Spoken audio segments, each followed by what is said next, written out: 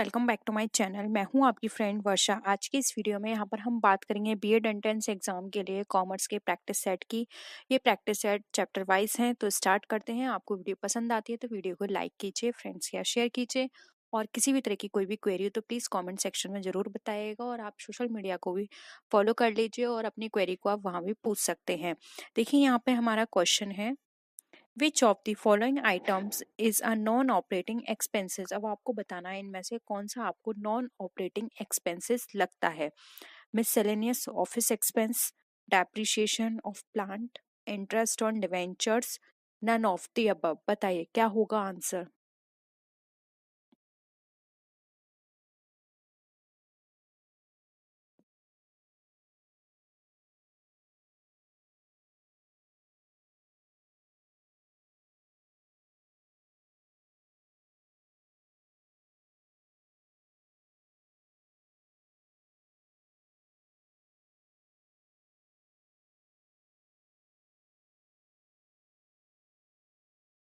देखिए यहाँ पर राइट आंसर हो जाएगा सी, इंटरेस्ट ऑन डिवेंचर्स। ये हमारा नॉन ऑपरेटिंग आइटम है, एक्सपेंस है। या जबकि हमारा मिसलेनियस ऑफिस एक्सपेंसेस जो होते हैं ऑपरेटिंग के अंदर कंसिडर होते हैं, और डेप्रिसिएशन ऑफ प्लांट, क्योंकि प्लांट हमारा ऑपरेटिंग से रिलेटेड है तो वही हमारा एक्सपेंस कहलाएगा। इसलिए नॉन ऑपरेटिंग एक्सपेंस के अंदर यहाँ पे इंटरेस्ट ऑन डिवेंचर्स को इंक्लूड किया गया है, इसलिए ऑप्शन सी यहाँ पे राइट आंसर हो जाएगा। ठीक है, नेक्स्ट क्वेश्चन पे आइए। अब आपको यहाँ पर बताना है नॉन ऑपरेटिंग इनकम। अभी आपने नॉन ऑपरेटिंग एक्सपेंस बताया था, अब आपको यहाँ पे इनकम बताना है।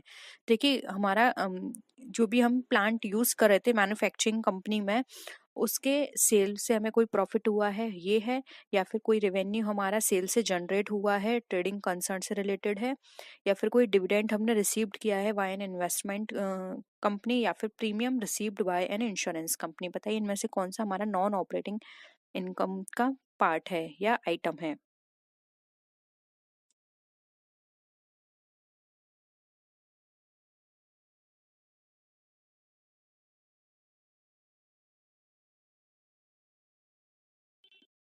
जल्दी करिए आंसर।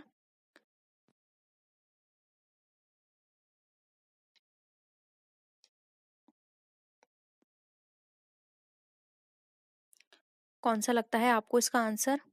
देखिए ऑप्शन ए आप यहाँ पर राइट आंसर हो जाएगा। अगर हम नॉन ऑपरेटिंग इनकम की बात करें तो यहाँ पे हमारी मैन्युफैक्चरिंग कंपनी के अंदर जो भी प्लांट यूज हो रहा है उसके सेल से जो भी प्रॉफिट हुआ है ये हमारा नॉन ऑपरेटिंग इनकम का पार्ट है। ठीक है, तो यहाँ पर क्या हो जाएगा, राइट आंसर हो जाएगा ऑप्शन ए।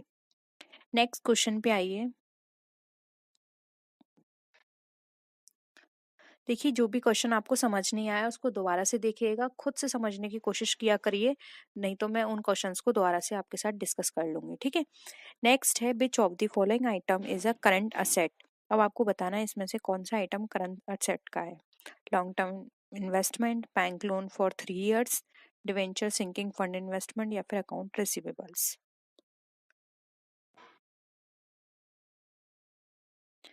आप सबको पता होगा करंट असेट्स और फिक्स असेट्स क्या क्या होती हैं। देखिए करंट असेट्स वो होते हैं जिनका time period less than 1 year है, और फिक्स असेट वो होती हैं जो मोर देन 1 year होती हैं। ठीक है, क्या होगा आंसर। अभी देखिए मैंने लेस देन 1 year कहा, तो देखिए यहाँ पे डायरेक्ट ऑप्शन बी कट गया, और लॉन्ग टर्म है तो यानी 1 year से ज्यादा का है, ये भी कट गया। Sinking debenture sinking fund investment, again यहाँ पे सिंकिंग फंड की बात की जा रही है, लॉन्ग टर्म का है, तो ये भी कट गया। राइट आंसर हो जाएगा D, account receivables. Account receivables जो होते हैं 1 साल से कम का इनका टाइम पीरियड होता है, इसलिए ये हमारे करंट असेट में इंक्लूड किए जाते हैं। ठीक है, तो ऑप्शन डी यहाँ पे हमारा करेक्ट है। नेक्स्ट क्वेश्चन पे आइए। Net working capital stands for. अब जो नेट वर्किंग कैपिटल है वो आपको यहाँ पे बताना है। अगर हम फिक्स असेट्स में माइनस करेंगे करंट असेट्स तो ये है क्या net working capital. Second option है fix assets minus current liabilities. C option है हमारा current assets minus current liabilities. D option है non current liabilities minus current liabilities. बताइए इसमें से आपको कौन सा ऑप्शन सही लगता है जिसके थ्रू हम अपना नेट वर्किंग कैपिटल को निकाल सकते हैं।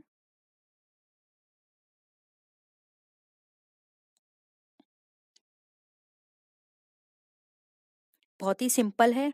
देखिए जब हम नेट वर्किंग कैपिटल की बात करते हैं तो हमें करंट असेट्स चाहिए। करंट असेट्स में से जब भी हम करंट लाइबिलिटीज को माइनस करते हैं तो हमारा फिक नेट वर्किंग कैपिटल निकल कर आ जाता है, इसलिए ऑप्शन सी यहाँ पे हमारा राइट आंसर हो जाएगा। ठीक है, नेक्स्ट आइए। A reserve is a charge against. अब एक रिजर्व किसके अगेंस्ट में चार्ज किया जाता है? Trading account, profit and loss account, profit and loss appropriation account, या फिर नन ऑफ द अबव, बताइए।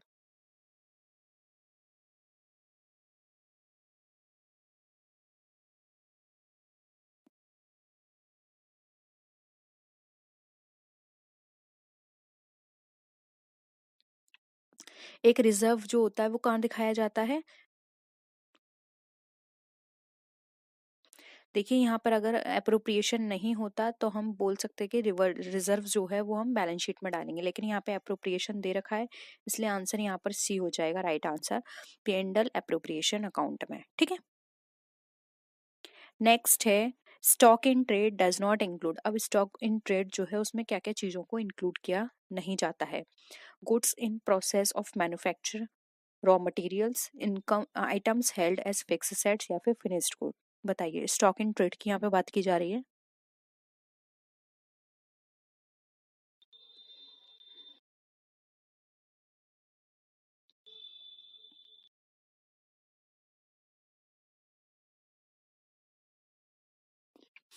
देखिए सबसे पहले ये समझ लीजिए स्टॉक क्या है। स्टॉक वो चीज़ है जो कि आपने या तो परचेज करी है, वो आपका कच्चा माल भी हो सकता है, बना हुआ माल भी हो सकता है, या फिर अनफिनिश्ड माल भी हो सकता है जो कि आपके फॉर्म में रखा हुआ है, अभी वो सोल्ड आउट नहीं हुआ है, और आपका जो साल है वो खत्म हो चुका है, यानी कि जो at the end of the year आपने अपने गोडाउन में जाकर देखा, वहाँ पे जो भी माल रखा हुआ है, फिर चाहे वो रॉ मटेरियल हो, अनफिनिश्ड हो या फिनिश्ड हो, वो सब आपके लिए स्टॉक हो जाएगा।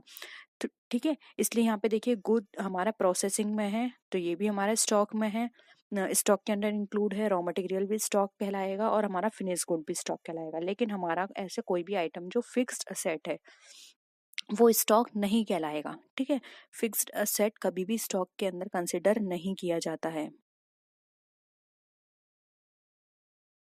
तो क्या हो जाएगा यहाँ पर आंसर हमारा ऑप्शन सी। ठीक है, नेक्स्ट आइए।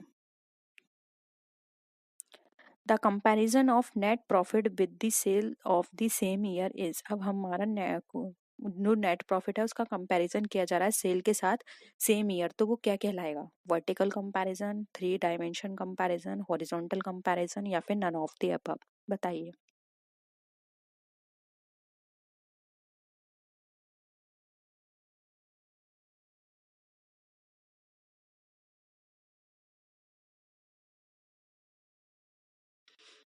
देखिए यहाँ पर एक टर्म याद रखिए, यहाँ पर बात की जा रही है सेम ईयर, और आपको पता है वर्टिकल क्या होता है, इस सीरीज में चलता है, यानी कि आपको एक ही पैरेलल लाइन पे चलना है। हॉरिजॉन्टल क्या होता है, वन ईयर एंड उससे प्रीवियस वाला ईयर।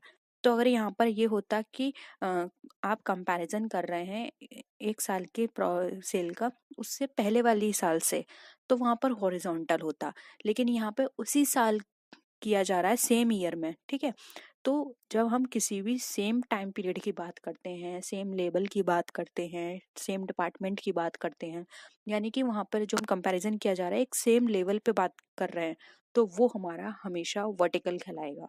इसलिए यहाँ पे option A vertical comparison right answer हो जाएगा। ठीक है, नेक्स्ट आइए। According to going concern concept a business is viewed as having. अब यहाँ पे हमें बताना है गोइंग कंसर्न कॉन्सेप्ट के अकॉर्डिंग एक व्यवसाय किस तरह से देखा जाता है। लिमिटेड लाइफ होती है उसकी, indefinite life, very long life, या फिर नन ऑफ दीज। ये मैं आपको समझा चुकी हूँ गोइंग कंसर्न कॉन्सेप्ट, तो अच्छे से आंसर करिएगा, गलत नहीं होना चाहिए किसी का भी।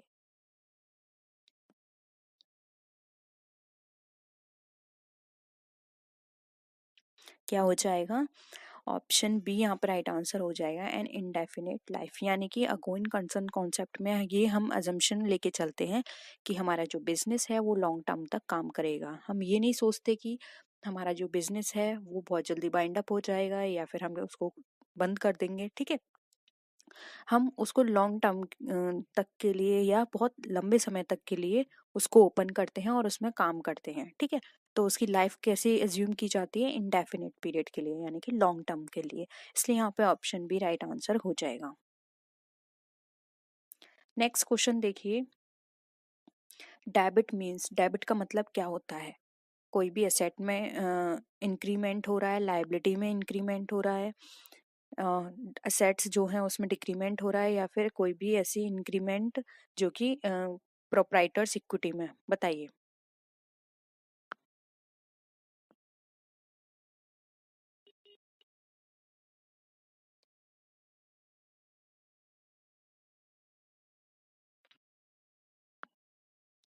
बताइए क्या होगा राइट आंसर।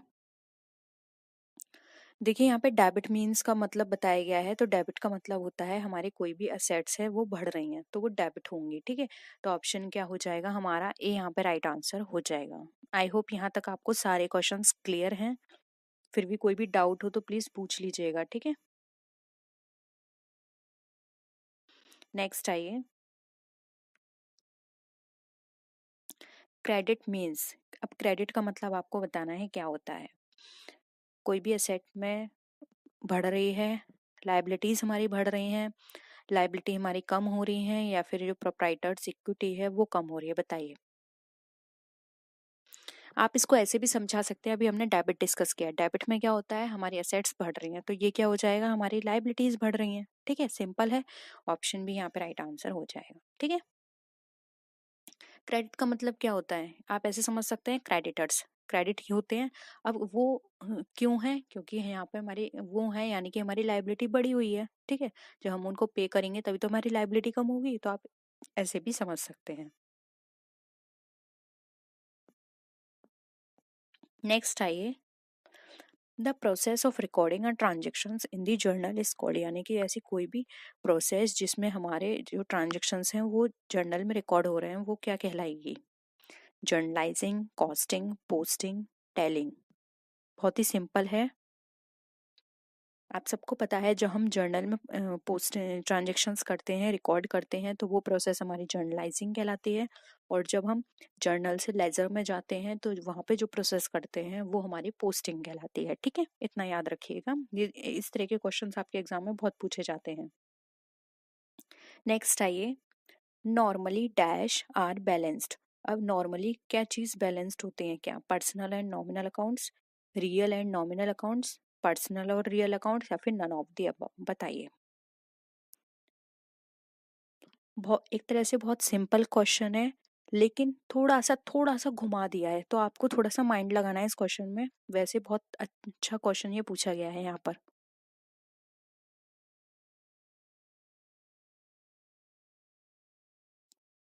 देखिए यहाँ पे बैलेंस्ड की बात की जा रही है, तो हम बैलेंस कहाँ पे बना के रखते हैं, ट्रेडिंग अकाउंट में कोई बैलेंस नहीं बनाते, ठीक है। वहां पर जो आ रहा है वो हम निकाल लेते हैं, फिर चाहे प्रॉफिट हो चाहे लॉस, सेम ऐसे ही P&L में प्रॉफिट आता है, नेट प्रॉफिट तो नेट प्रॉफिट, नेट लॉस तो नेट लॉस। हम वहां पे बैलेंस नहीं निकालते, बैलेंस हम कहाँ बनाते हैं, बैलेंस शीट के अंदर, कि हमारी जो लाइबिलिटी साइड है और असेट साइड है दोनों में बैलेंस होना चाहिए, कोई भी बड़ी बड़ी या कमी नहीं होनी चाहिए किसी में भी, ठीक है।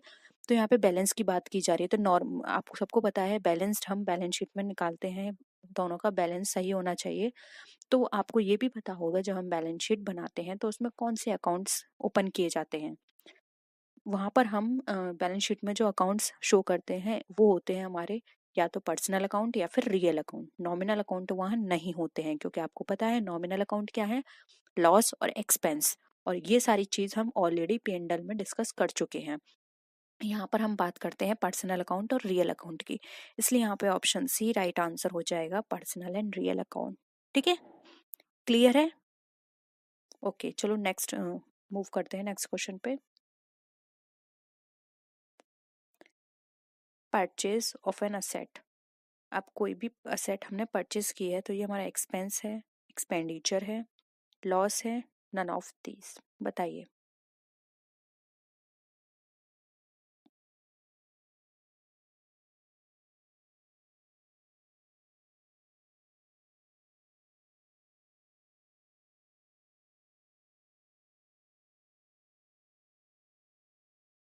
देखिए यहाँ पर आप थोड़ा सा कंफ्यूज हो रहे होगे, दो वर्ड दिए हैं, एक्सपेंस एंड एक्सपेंडिचर। एक्सपेंस यहाँ पे वर्ड यूज हुआ है छोटे मोटे खर्चों के लिए, और एक्सपेंडिचर हुआ है लार्ज अमाउंट के लिए, जहाँ पे हमने लार्ज अमाउंट पे किया है। तो इस हिसाब से आप फिर आंसर करिएगा।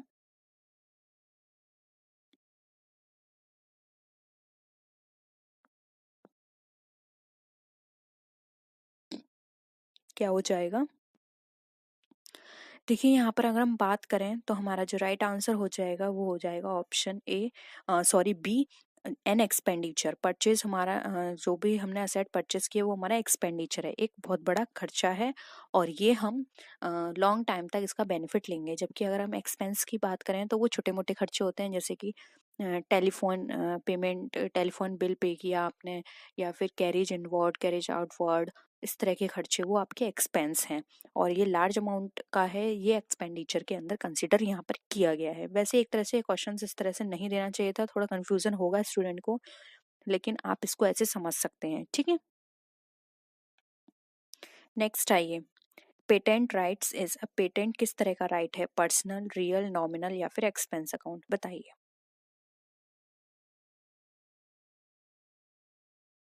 अगेन ये क्वेश्चन आप तभी कर पाएंगे जब आपको पर्सनल, रियल और नॉमिनल में अंतर पता होगा।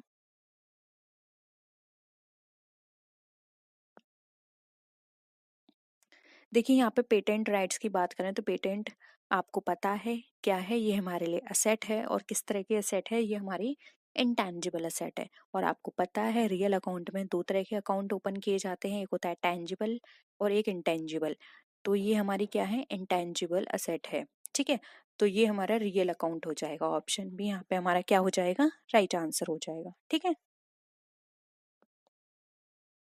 नेक्स्ट क्वेश्चन है, which of the following account as a credit balance? अब इसमें से कौन सा अकाउंट क्रेडिट बैलेंस रखता है?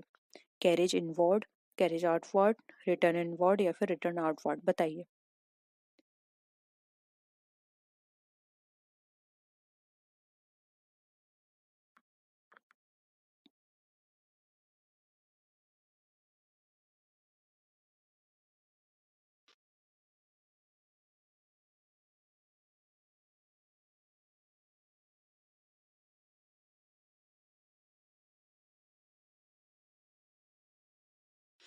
देखिए बहुत सिंपल है, क्रेडिट बैलेंस की बात की गई है। कैरेज इनवर्ड क्या है? आपने कोई पेमेंट किया जब आप माल लेकर आए।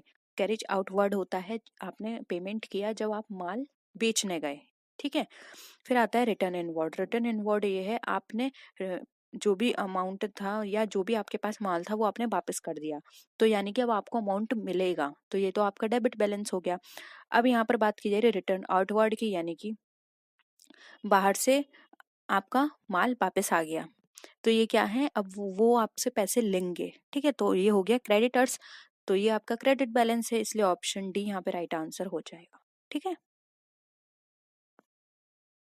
नेक्स्ट आइए, cash book is use to record. अब कैश बुक क्या चीज रिकॉर्ड करने में हेल्प करती है? सारे रिसिप्ट्स को, सारे पेमेंट्स को, all cash and credit sales या फिर all receipts and payments of cash? बताइए। सिंपल है ये भी।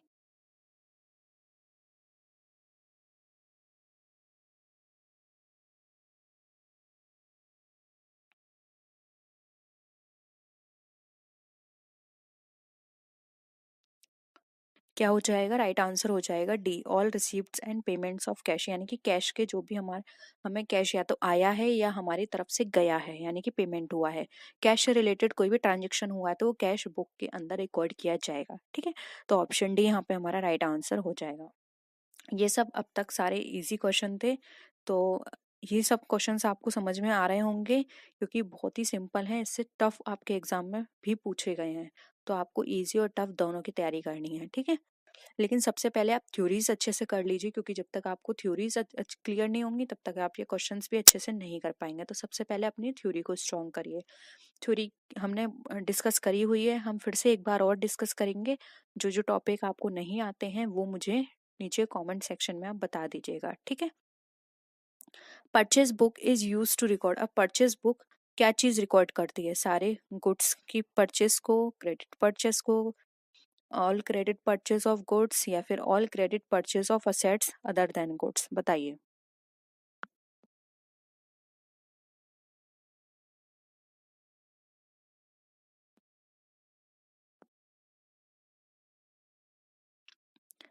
क्या हो जाएगा आंसर?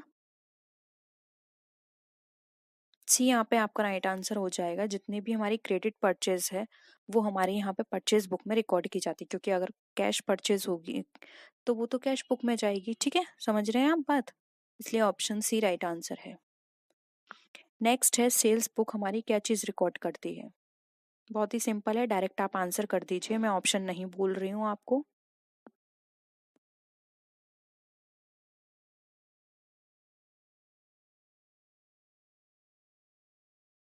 क्या हो जाएगा? डी हो जाएगा। जितनी भी क्रेडिट सेल्स है वो यहाँ पे सेल्स बुक में रिकॉर्ड की जाएगी। ठीक है, नेक्स्ट आइए। विच of the following book is not a book of original entry? बताइए।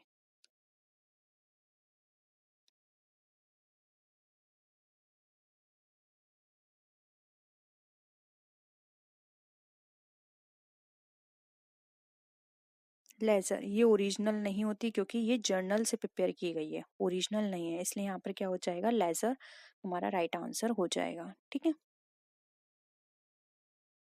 नेक्स्ट है imprest system is used in relation to.